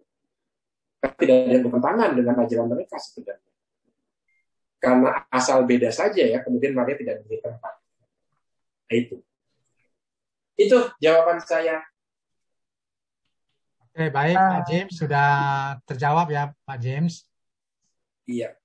Oke. Kalau saya menanya boleh nggak? Boleh nggak satu aja nanya, mau keterangan? Oh, silakan Ibu Sin. Romo, kan kalau misalnya itu Bunda Maria dikatakan tak bernoda ya, terus lalu kita juga kan ada misalkan satu hari untuk persembahkan kepada hati Maria yang tak bernoda. Itu suka dibilangkan untuk hari Sabtu pertama itu ya, Mo. Ya. Nah, itu kan tuh di Bunda juga dibilangnya juga kan Bunda para imam. Iya. Nah, itu kan suka kita sepakati dengan senakal, Romo ya. Tapi kenapa Pak Romo suka jarang yang bisa aktif untuk ambil bagian dalam senakal, Romo? Sehingga banyak umat juga pada bingung. Apa itu arti senakal? Banyak yang nggak tahu, Mo. Iya. Dan harinya juga suka kisruh. Misalnya kalau kita bilang kan Sabtu pertama itu, para imam itu kan sesudah Jumat pertama. Jumat pertama itu kan hati Yesus yang hati kudus. Nah, terus Sabtu pertama kan hati Maria yang tak bernoda. Iya, itu Sabtu pertama. Tapi orang-orang suka bilang Sabtu pertama ya bulan pertama Sabtu itu, katanya Romo. Nah, itu supaya jangan bingung, Romo tolong jelaskan Romo gitu, supaya kita mantep. Bukan dari mulut saya yang ngomong itu begitu, ini begitu Romo. Makasih Romo. Iya, Jumat. Jadi apa yang dialami Yesus dialami Maria. Jadi Yesus disalib, hati Maria tertusuk pedang. Yesus naik ke surga jiwa raganya, Maria pun mengikuti naik ke surga jiwa raganya juga. Ya kan, ini kan dogma Asunción ya, Maria diangkat ke surga. Dan kemudian juga perayaan-perayaan rutin itu. Jumat pertama itu hati Yesus yang Maha Kudus, maka Sabtu pertama hati Maria yang tanpa noda juga. Dan itu digunakan untuk didedikasikan untuk para imam dalam senakel. Senakel itu kan tempat Maria bersama para rasul ya, berdoa bersama menantikan Roh Kudus. Artinya Maria menemani para rasul yang menjadi dalam tanda kutip imam-imam pertama dalam gereja. Senakel dari kata senakulum, tempat perjamuan, yaitu tempat di mana Maria dengan para rasul berdoa menantikan kemenangan kudus. Nah itu, maka Jumat pertama didedikasikan kepada para imam supaya imam selalu dekat dengan Maria, dan seperti Maria mengandung dan melahirkan Yesus bagi dunia, demikian juga imam bisa membawa Yesus kepada dunia, baik melalui pelayan sakramen terutama Ekaristi maupun juga melalui pengajarannya. Karena tugas utama seorang imam itu pertama-tama mengajar sebenarnya. Artinya mengajar, menyampaikan kehendak Allah kepada jemaat, baru kemudian menguduskan. Maria kan juga seperti itu ya. Melalui perbuatannya, melalui aminnya kan juga mengajarkan kepada kita untuk setia taat kepada Allah, dan kemudian melalui doa-doanya dia menguduskan kita, terutama ketika dia mengandung dan melahirkan Yesus. Dia ikut menguduskan kita dengan memberikan Yesus kepada kita. Itu kan berarti menguduskan kita juga. Itu ada dalam Senakel seperti itu. Semoga menjadi lebih jelas. Begitu ya Bu Sil ya? Ya, terima kasih Romo. Yes. Dan juga titip sponsor juga, Mo. Kita juga baru kemarin melayani pertama sekali untuk doa Senakel, Mo. Di Zoom, baru kemarin pertama. Nah, nanti teman-teman KKS juga boleh ikut gabung tuh. Setiap bulan pertama kita akan selalu mengadakan doa Senakel. Iya. Jadi, ya begitulah imam ya. Banyak kelemahan manusia juga imam ya. Maka imam membutuhkan doa-doa Bapak Ibu. Betul. Ya begitulah. Tapi Romo juga mau ya, nanti ikut Senakel ya. Oh iyalah, saya udah ikut Senakel di mana-mana. Bapak Ibu saya ikut Senakel itu, doain anaknya ya. Jadi kalau saya pulang ke rumah Bapak Ibu saya memanggil saya Romo masih loh. Kakak adik saya aja tuh yang manggil saya Atput gitu kan. Put ambil sini. Begitu kalau saya pulang ke rumah begitu. Romo saya kadang-kadang dicopot. Saya lakukan menjadi adik atau menjadi kakak lagi di rumah. Tapi itu juga kebahagiaan sih. Begitu jawaban saya. Terima kasih untuk semuanya. Baik, makasih Bu Sin, Romo. Ini masih ada pertanyaan dari Bapak Eko Sanjaya. Oh ya. Apakah perbedaan bulan Maria seperti bulan Mei ini dengan bulan Rosario di bulan Oktober, Romo? Iya. Iya, kalau di bulan Rosario, sebenarnya kan bulan Rosario itu mau mengenangkan bantuan Maria atas bangsa Eropa sebenarnya.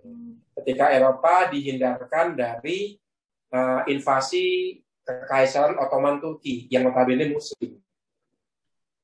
Karena bantuan Maria melalui dua Rosario. Itu di bulan Oktober itu. Jadi dalam sejarah Eropa ada yang namanya Perang Lepanto.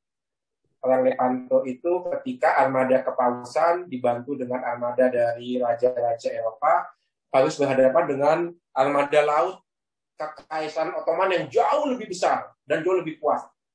Tapi entah bagaimana bisa dikalahkan. Dan dengan demikian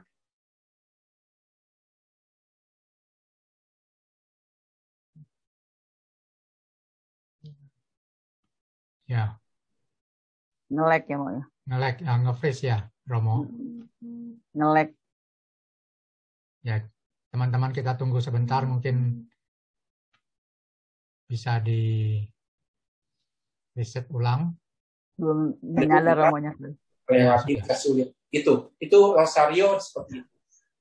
Sementara bulan Maria, ya tentu berbeda ya.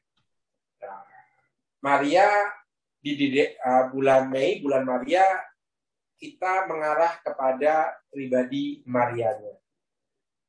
Nah, ini saya harus minta tolong, ada nggak Bapak Ibu yang tahu mengapa bulan Mei disebut bulan Maria? Kalau Oktober bulan Rosario karena peperangan Lepanto dalam sejarahnya. Mei kenapa disebut bulan Maria? Ada yang tahu nggak? Saya agak lupa itu bulan Mei kenapa disebut bulan Maria. Di bulan Mei ada nggak pesta yang khas Maria? Romo. Apa itu? Kalau tidak salah ada paus keberapa gitu, Pius berapa ditawan oleh tentaranya komandan Perancis itu siapa? Bonaparte. Iya, Leo Bonaparte. Kemudian dengan minta pertolongan Bunda Maria, 5 tahun kemudian dia dibebaskan kembali ke Kaisaran Roma, dipulangkan ke Roma. Jadi, istilahnya dengan bantuan Maria, Paus ini bisa kembali lagi bertahta di Vatikan. Iya. Itu akhirnya didedikasikan bulan Mei itu sebagai bulan Maria. Iya. Bisa. Ya, ada kemungkinan itu ya. Jadi tetap ada perbedaan Rosario dan bulan Maria. Yang satu itu Oktober, yang satu itu Mei. Ada kemungkinan seperti itu. Karena memang dalam sejarahnya pernah ada 3 paus. Satu paus di Roma, satu juga di Roma tapi saingan, satunya di Avignon di Perancis. Maka bisa jadi kembalinya paus di Avignon Perancis ke Roma itu karena bantuan Bunda Maria. Dan itu salah satu tokoh yang terkenal adalah Santa Catarina dari Siena. Nah, itu tokoh yang bisa membawa paus pulang dari Avignon ke Roma. Bisa jadi peristiwa itu, bisa jadi seperti itu. Maka ini PR kedua, nanti saya kasih ke Pak Susanto. Saya pernah membaca bahwa Bunda Maria itu, mengapa bulan Mei disebut Bunda Maria itu konsep hawa baru, Romo. Karena pada bulan Mei itu kan musim semi, Romo, di negara di Eropa ya.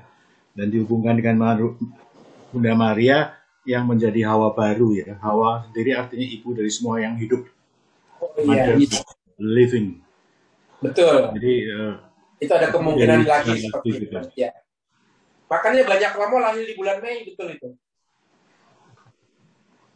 Karena ya bisa jadi seperti itu. Karena musim semi, musim kelahiran baru, kehidupan baru, maka didedikasikan kepada Maria sebagai Hawa yang baru. Hawa itu kan artinya kan ibu segala yang hidup ya. Maria melahirkan kita menjadi anggota gereja, menjadi menerima hidup baru, karena dilepaskan dari dosa dan kita menjadi anak-anak Allah. Ya, itu juga masuk kemungkinan itu. Oke, jadi itu yang penting adalah beda bulan Maria dengan bulan Rosario. Oke, terima kasih untuk pertanyaannya. Mungkin yang terakhir? Terakhir ya, Mo ya? Ya. Ini pertanyaan dari Ibu Leni, Mo. Oke.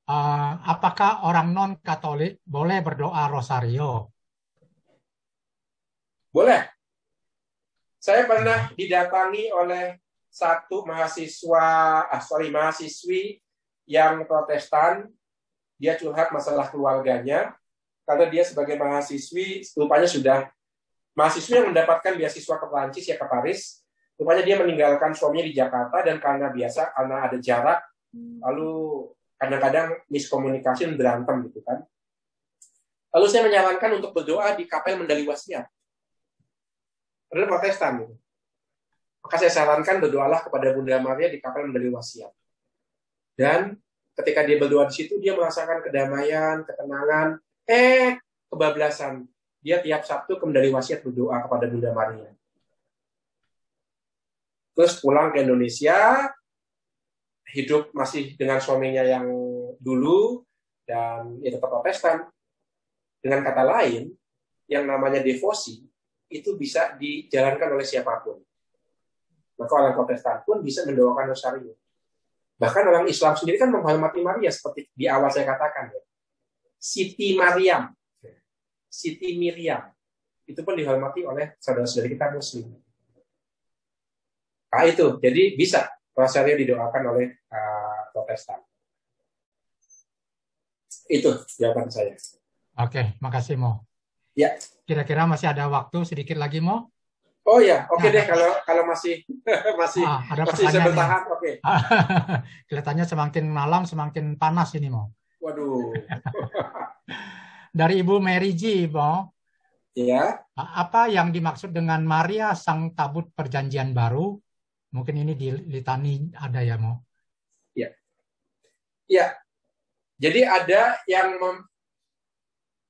tradisi gereja Katolik yang membayangkan Maria sebagai tabut perjanjian baru. Maka harus dibandingkan antara Maria dengan tabut perjanjian. Apa sih fungsi tabut perjanjian? Untuk menyimpan 2 loh batu yang diterima Musa. Ya kan? Itu kan fungsi tabut perjanjian. Dan apa fungsi 2 loh batu itu? Mengikat Allah dengan bangsa Israel. Sebuah relasi menjadi kuat kalau ada ikatan. Dan ikatan itu dalam sejarah Israel dibuat melalui perjanjian. Dan perjanjian itu nampak dalam 2 loh batu 10 perintah Allah. Dan disimpan di tabut perjanjian. Seolah-olah dengan tabut perjanjian itu Allah ingat, aku nggak bisa meninggalkan Israel. Karena aku terikat dengan Israel melalui janjinya. Demikian juga Israel kalau melihat tabut perjanjian ingat, aku nggak bisa meninggalkan Allah. Karena aku dengan Allah terikat. Sebuah perjanjian. Itu tabut perjanjian. Nah, Bunda Maria kok disebut tabut perjanjian? Karena dia menyimpan Yesus dalam dirinya. Dan Yesus adalah perjanjian baru. Maka Allah nggak mungkin meninggalkan manusia. Karena ada Yesus sebagai materai perjanjian baru. Dengan kata lain, melalui Yesus, tidak mungkin Allah meninggalkan manusia. Seberat-beratnya dosa manusia, tidak mungkin Allah meninggalkan manusia. Karena Yesus sudah wafat dan dibangkitkan untuk manusia.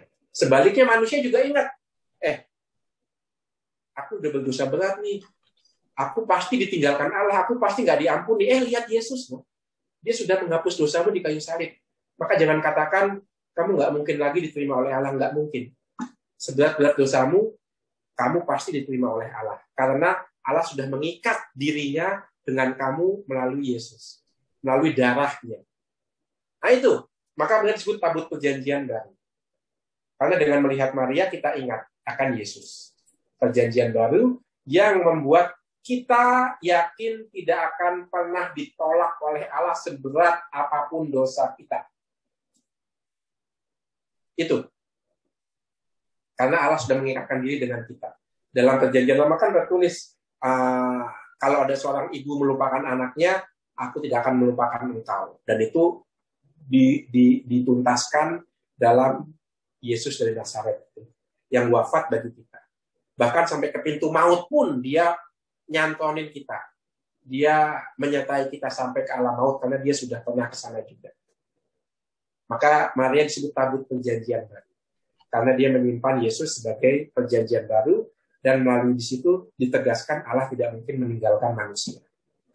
Itu mengapa Maria disebut tabut perjanjian. Oke. Demikian Mas Jerry. Ini terakhir dari yang terakhir ya, Mo. Dari Edwin.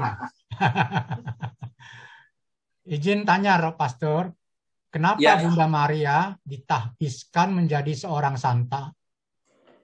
Kapan Bunda Maria ditahbiskan menjadi seorang santa?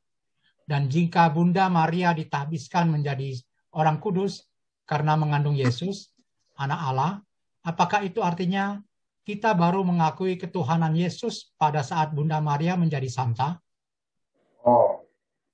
Oke, saya paham. Ya. Kapan Maria menjadi santa? Sejak awal mula. Karena dalam pikiran Allah, dia sudah memilih Maria. Itu sebabnya mengapa Maria bisa dikatakan dikandung tanpa noda. Karena sejak semula Allah sudah memilih Maria. Bahkan dikatakan ada bapak-bapak gereja mengatakan, sebelum dunia diciptakan, dalam benak Allah, Maria sudah disiapkan. Jadi, Maria itu dikuduskan sejak dalam rahim. Maka dia disebut kudus. Kudus artinya menjadi milik Allah. Dan menjadi milik Allah artinya dilepaskan dari semua noda dosa. Maka Maria itu kudus, santa sejak awal mula. Bukan gereja yang menyatakan Maria kudus, tapi Allah sendiri. Itu sebabnya mengapa Maria dilindungi dari noda dosa. Dia kudus sejak awal, maka dia pantas menjadi ibu Allah Putra. Itu yang pertama. Lalu yang kedua, kapan gereja mengakui Yesus sebagai Allah? Kapan ya? Sejak zaman para rasul. Kita meyakini Yesus adalah Allah, yaitu Yesus orang Nazaret itu, didikannya Maria dan Yusuf itu, mengakui Allah karena kesaksian para rasul. Dan melalui kesaksian para rasulah, kita mengakui Yesus itu tidak hanya manusia, tapi sungguh Allah, sungguh manusia. Jadi dalam iman para rasul lah kita mengakui Yesus sungguh Allah. Jadi iman para rasul. Melalui iman para rasul kita percaya Yesus sungguh manusia, sungguh Allah. Dan kita tahu, seperti yang dikatakan Ibu Sin tadi, para rasul dekat dengan Maria. Selalu berdoa dengan Maria. Dalam kisah para rasul kita membaca itu ya. Itu. Karena para rasul menerima Maria bukan sekedar ibu biologis Yesus, tapi bunda Tuhan. Nah itu. Itu, terima kasih. Baik, terima kasih Romo. Ya. Akhirnya kita sampai pada penghujung ya. Kalau kita mau turuti, mungkin pertanyaan masih banyak lagi nih. Karena semakin malam semakin hangat, semakin banyak yang mau ditanyakan. Iya. Sebelum kita akhiri pertemuan kita, saya akan membacakan pengumuman dan informasi yang bisa saya sampaikan. Bapak Ibu sekalian, kita akan bertemu kembali pada hari dan jam yang sama, yaitu hari Rabu minggu depan, di acara bekal, maksudnya di acara Sumur Yakub, ya, yang akan dibawakan oleh tim KKS. Ya. Dan seksi kerasulan kitab suci Paroki Kelapa Gading, ada subseksi yang dinamakan kelompok spiritualitas kitab suci Amos Journey. Kelompok spiritualitas kitab suci Amos Journey ini sekarang sudah di angkatan keempat dan akan memasuki angkatan kelima. Untuk itu dari tim spiritualitas kitab suci Amos Journey sudah mulai membuka pendaftaran untuk angkatan kelima. Mungkin ibu bapak yang tertarik untuk mengikuti kegiatan kelompok spiritualitas kitab suci Amos Journey ini bisa mendaftar. Flyer dan link sudah kami sampaikan ke sekretariat supaya bisa disebarkan ke ketua lingkungan kita masing-masing. Mungkin dari grup lingkungan Bapak Ibu bisa ditanyakan informasi ini. Atau nanti kalau memang perlu link dan flyernya, bisa hubungin kami pengurus-pengurus di seksi kerasulan kitab suci. Demikian pengumuman dan informasi yang dapat kami sampaikan pada malam hari ini. Dari Ibu Ketua mungkin ada yang mau disampaikan. Kalau tidak ada, kita langsung foto bersama. Ya, sebelum foto, kami ucapkan terima kasih kepada Romo Uut. Jangan bosan, nanti kita undang lagi ya Romo. Terima kasih ya Bapak Ibu yang telah setia menjadi sahabat KKS Kelapa Gading. Tuhan berkati kita semua. Akhirnya kami mengucapkan terima kasih kepada Romo Carolus Putranto yang telah memberi pengajaran dan pencerahan kepada kami semua yang hadir di sini. Terima kasih juga kepada semua peserta yang sudah meluangkan waktu untuk mengikuti acara bekal malam hari ini. Selamat malam Bapak Ibu sekalian, sampai jumpa hari Rabu minggu depan. Terima kasih. Tuhan Yesus memberkati kita semua. Silakan kita tutup dengan doa, bantuan dari Pak Edwin. Mari kita tutup pertemuan malam ini dengan doa. Di dalam nama Bapa dan Putra dan Roh Kudus. Amin. Ya Bapa, puji dan syukur kami panjatkan kepadamu karena Engkau telah mengiringi pengajaran malam ini dengan sungguh sangat baik dari awal hingga akhir. Bapa, kami mohon pencurahan Roh Kudus-Mu, kiranya Engkau memberikan kami roh kesetiaan, agar kami dapat mengikuti keteladanan Bunda Maria dalam kehidupan kami. Dan terlebih, Bunda Maria begitu kepadamu mengikuti seturut kehendak-Mu. Kiranya kami juga dapat melakukan kehendak-Mu seturut dengan kehendak-Mu ya Bapak. Bapak, sebentar lagi kami akan mengakhiri pertemuan ini. Kiranya Engkau mau melindungi kami, mencukupi kebutuhan istirahat kami malam hari ini. Dan untuk itu kami mohon berkat-Mu melalui anak-Mu, Pastor Uut. Tuhan sertamu, Dan serta-Mu juga. berkat Allah turun melimpah atas kita semua yang mencintai kitab suci, atas keluarga kita, atas komunitas kita, dan atas setiap karya yang Tuhan percayakan kepada kita, melindungi kita, memberikan kita kesehatan, dalam berkat yang penuh kasih dan kuasa, dalam nama Bapa dan Putra dan Roh Kudus. Amin. Terima kasih semuanya. Terima kasih Romo. Terima kasih teman-teman sekalian. Merci.